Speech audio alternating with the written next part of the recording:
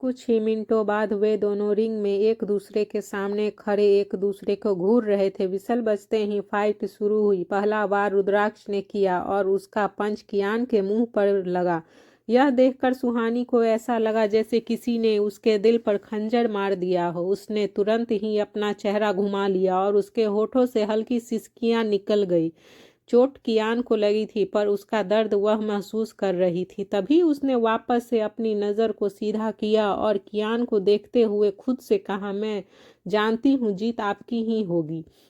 यह कहते हुए अब वह दोनों को फाइट करते हुए देख रही थी। जब जब रुद्राक्ष कियान के ऊपर वार करता, सुहानी अपनी मुट्ठी और आंखों को कसकर बंद कर लेती।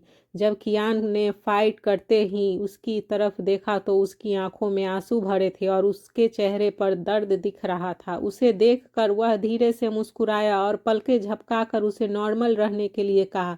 सुहानी ने भी धीरे से अपना सिर हिला दिया और खुद को मजबूत करते हुए उससे देखने लगी। अभी तक वह रुद्राक्ष से मार खा रहा था। तभी उसकी ताकत आजमा कर कियान ने उसे कहा, अब इतनी ही ताकत है तुझमें। उसकी बात ने रुद्राक्ष के जख्म पर नमक छिड़कने जैसा काम किया। वह उसकी बात सुनकर और एग्रेसिव हो गया और तभी उसने अपने पंच को पूरी ताकत के साथ कियान को मारा। पर इस बार उसने रुद्राक्ष के पंच को रोकते हुए उस पर पलटवार कर दिया। उसे कियान का पंच ऐसा लगा जैसे एक हथौड़ा उसके सीने पर आकर लगा हो।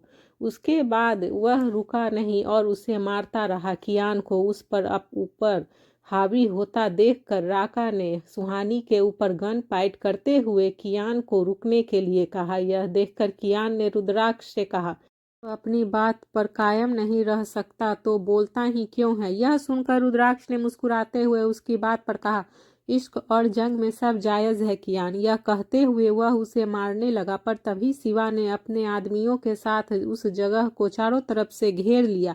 तभी कियान ने रुद्राक्ष को मारते हुए कहा, हाँ इश्क और जंग में सब जायज़ है पर जंग का एक उसूल भी है, अपनी बात पर कायम रहना। जो तू नहीं रह सका, आदमी की पहचान उसकी ताकत से नहीं उसकी जुबान से भी होती है, जो तेरे जैसे लोग कभी नहीं समझ सकते।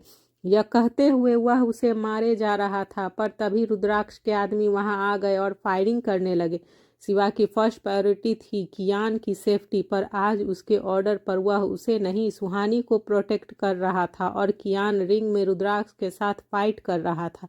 कुछ ही देर में वहां का माहौल ऐसा हो गया था मानो वह एक बैटल ग्राउंड हो। कियान और रुद्राक्ष दोनों ही लड़ते हुए रिंग में बाहर आ गए थे। शिवा लड़ने में इतना खो गया था कि सुहानी उसके पीछे से कब गायब हो गई उसे पता ही नहीं चला।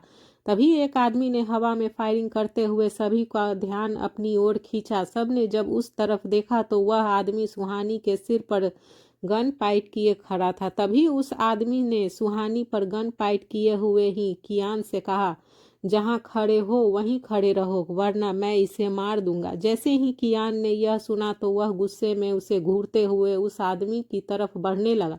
तभी उस आदमी ने सुहानी पर गोली चला दी। यह देखकर कियान चौंक गया, उसके आगे बढ़ते कदम रुक गए। शिवा भी हैरान हो गया था। सुहानी ने डर से अपनी आंखों को कसकर मींच लिया था पर जब उसे अपने शरीर में किसी भी तरह के कोई दर्द का एहसास नहीं हुआ तो उसने अपनी आंखें खोलकर देखा, वह ठीक थी। कियान ने भी उसे देखकर सुकून की सांस ली। उस आदमी की गन खाली निकली। रुद्राक्ष जो पहले से खुश हो रहा था अब वह फिर से गुस्से में उसे घूरने लगा था। कियान उस आदमी को घूरते हुए उसके पास आने लगा कि तभी उसने सुहानी को जोर से धक्का दे दिया। वह दीवार से टकरा कर गिरने लगी कि तभी कियान ने उसे जल्दी से संभाल लिया। तुम ठीक हो? कियान ने पूछा और उसका चेहरा देखने लगा। सुहानी के माथे पर चोट लग गई थी और अब उसकी चोट से खून बहने लगा था। वह देखकर उसकी आंखों में गुस्से से लाल हो गई और गुस्से की आग में उसकी आंखें दहकने लगी। तभी कियान ने शिवा को बुलाया और उसे ऑर्डर देते हुए कहा, सुहानी का ध्यान रखो, उस उसे कुछ नहीं होना चाहिए। शिवा ने उसकी बात पर धीरे से अपना सिर हिलाया और सुहानी को पकड़ के उसे एक चेयर पर बिठाने लगा। वहीं कियान ने जब उस आदमी को अपनी लाल आंखों से देखा जिसने सुहानी को धक्का दिया था, तो वह आदमी उसकी आंखें देखकर ही डर से कांपने लगा था। वह इतना डर गया था कि वह अपनी जगह से हिल भी नहीं पा रहा था। तभी कियान ने उस आदमी के उस हाथ को पकड़कर जिससे उसने सुहानी को धक्का दिया था और उसके हाथ को तोड़ दिया। उस आदमी की दर्द भरी चीख सबने सुनी, उसकी तरफ सबने देखा भी, पर कोई भी उसकी मदद के लिए आया नहीं। रुद्राक्ष के सारे आदमी कियान के आदमियों से लड़ रहे थे। वहीं कियान का गुस्सा इतना बढ़ गया था कि वह अब यमराज जैसा लग रहा था, और तभी उसने उस आदमी की गर्दन को अपने हाथ में दबोच लिया और उसकी गर्दन को बेरहमी से तोड़ दिया। जब वह उस आदमी को मार रहा था तो रुद्राक्ष उसके आदमियों से लड़ रहा था। वह उसके आदमियों को खत्म कर कियान की तरफ बढ़ ही रहा था कि तभी वह पुलिस आ गई। पुलिस को देखकर रुद्राक्ष और उसके आदमी हैरान रह गए। तो वहीं कियान होठों को तिरछा कर धीरे से मुस्कुराया। उसकी मुस्कुराहट देखकर रुद्राक्ष ने उसे घूरते हुए खुद से कहा, तो यह सब तेरा प्लान था? मैं तुझे छोड़ूंगा नहीं कियान। यह सब कियान का ही प्लान था। सब उसके प्लान के अकॉर्डिंग ही हो रहा था। पुलिस के वहां पहुंचते ही सब उसके अंडर कंट्रोल में आ गया था। पुलिस सबको वहां से अरेस्ट करके ले गई। कियान सुहानी को लेकर हॉस्पिटल आ गया था। सुहानी ने अपने ट्रीटमेंट के बाद पुलिस को अपना बयान दे दिया। पुलिस उसके बयान को रिकॉर्ड करके ले गई।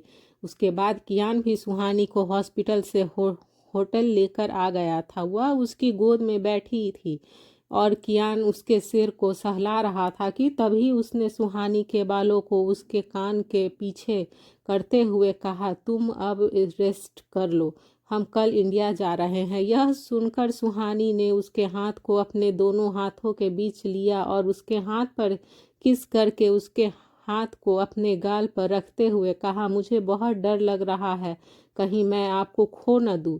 उसकी बात सुनकर वह हैरान रह गया। फिर उसने उसके गाल को सहलाते हुए कहा, तुम्हें मुझे कोई नहीं छीन सकता और इस डर को अब यहीं खत्म कर दो। तुम सिर्फ मेरी हो और मैं तुम्हारा।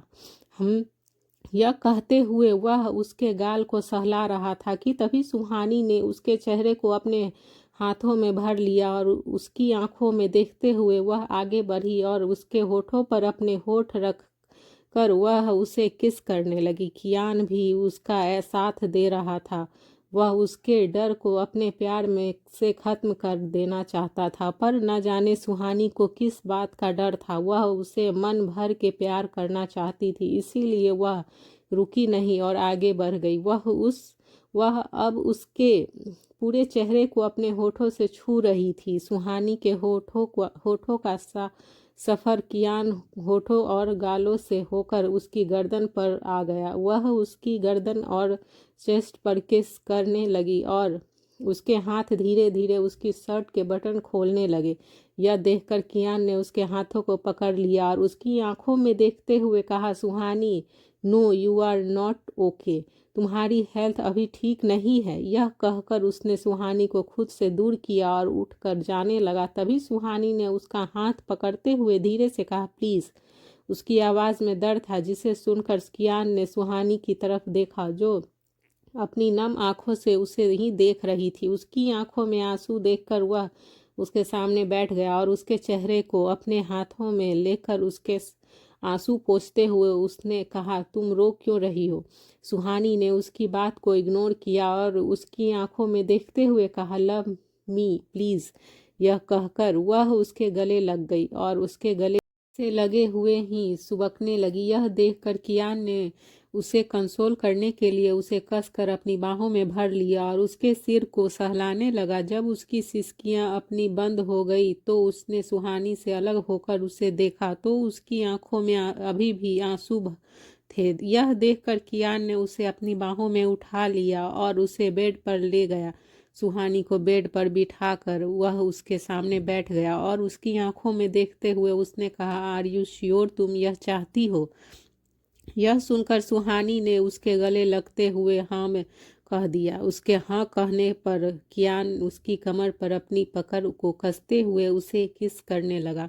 तभी एक बार फिर से सुहानी के हाथ उसकी शर्ट के बटन खोलने लगे थे। कियान ने उसके ऊपर आते हुए उसके हाथों को अपने मजबूत हाथों में जकड़ लिया। उसके होठ सुहानी के चेहरे पर घूमते हुए उसकी गर्दन और शोल्डर पर घूम रहे थे। अब वह शर्टलेस था और सुहानी के नाखून उसकी पीठ पर अपनी मजबूती के निशान छोड़ रहे थे। सुहानी का साथ उसे और एग्रेसिव बना रहा था। सुहानी का सिसकना और उसके शरीर पर दिख रहे निशान दोनों के वर्ल्डलेस लव को बयां कर रहे थे। आज फिर से एक बार दो आत्माओं का मिलन हुआ और दो जिस्म से दोनों एक जान हुए थे। घंटों तक एक दूसरे को से प्यार करने के बाद कियान सुहानी के सीने पर ही अपना सिर रख कर सो गया था, तो वहीं सुहानी की आंखों में नींद का एक कतरा तक नहीं था।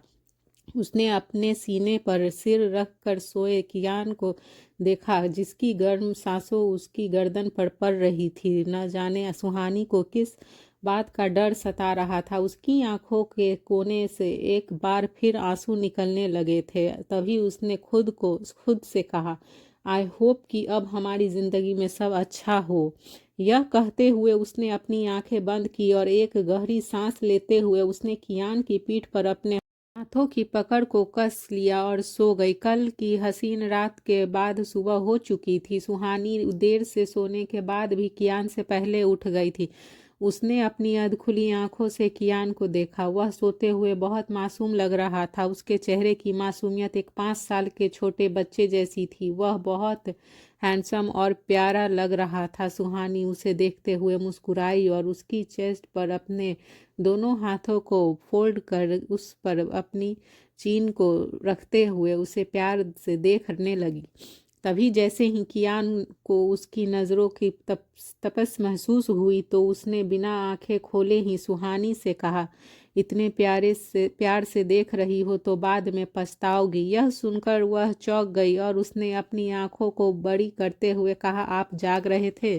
तभी कियान ने अपनी आंखें खोली और उसे प्यार से देखते हुए उस पर अपने हाथों की पकड़ को कसते हुए कहा, उसकी कसती पकड़ को महसूस करते ही सुहानी ने खुद को अपनी पकड़ से छुड़ाते हुए कहा, कियान यह आप क्या कर रहे हैं, छोड़िए मुझे फ्रेश होना है।